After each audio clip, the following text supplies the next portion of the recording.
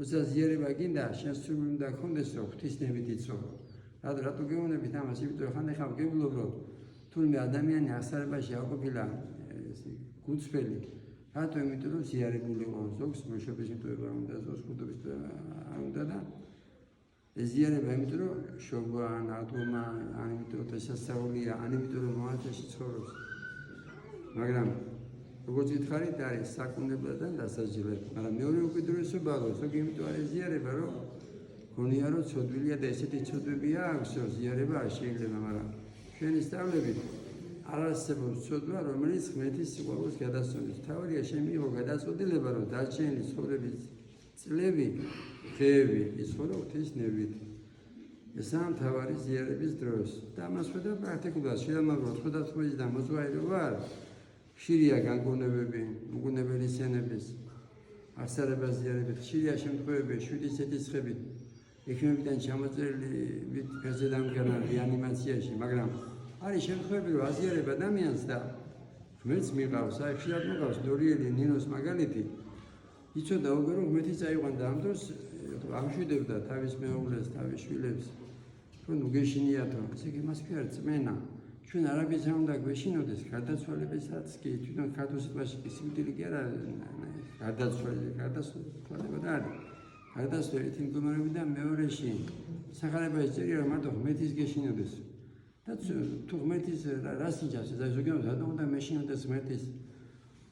მაგრამ წმინდანები ვისაც ხვიათ ეს ეშინათ, რომ თავისი სიტყვით, თავისი საქმით, თავისი აი ჩასწუნდობაზე ხშირად ვლაპარაკობ, რომ თავისი ყოფაქცევით რომ არ ეწინებიათ ღმერთისთვის, ამას უნდა გეშინოდეს.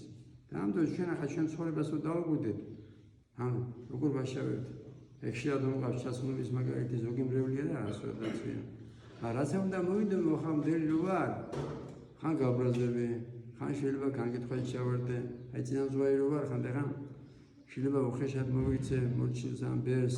და ეს როდის ხდება, როდის ხდება ეს ჩემთანზე რო ვაკვირდები, როცა გულით არ მივოცებ დილას, აი როგორც კი გულით მივოცებ დილას, მთელი დღე, აი განსაკუთრებით გიჩვენებთ, არის ოპტინელი მაების დოცვა. მოთო მომენტში იმის ძალაო, რომ ყველაფერი რაც მოხდებაო დღეს, ყველაფერი მიიღო სულიერი სიმშვიდით.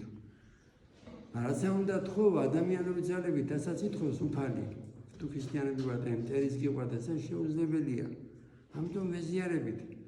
ამიტომ ვეზიარებით, რომ ღმერთმა ძალა მოგცეს პატიების, მიდევების, მოთმინების და რაც შეეხება ზიარებას, უნდა მოხვიდეთ უჭმელი, უსმელი, სიგარეტ მოუწეველი, თუ ეწევით სიგარეტს.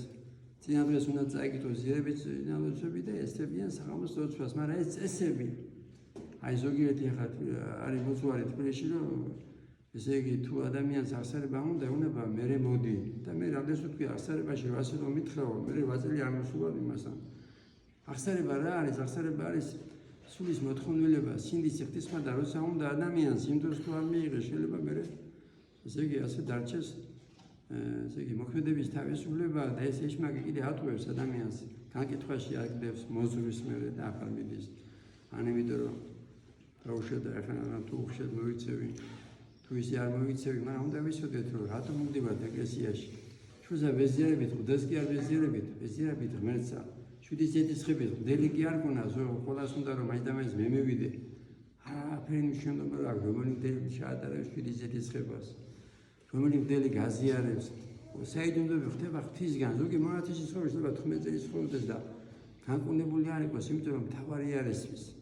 არ ესმის რა არის მთავარი, არა პატივი დიდება, არამედ უნდა გამოძრავდეს ღმერთის დიდება, აი მაშინ სული უნდა გქონდეს, რომ დარჩენილ ცხოვრების წლები, შენი სიტყვით, შენი საქმით, დადიდო ღმერთი და ამაში მე ზიარებით ღმერთის ძალას გაძლევს.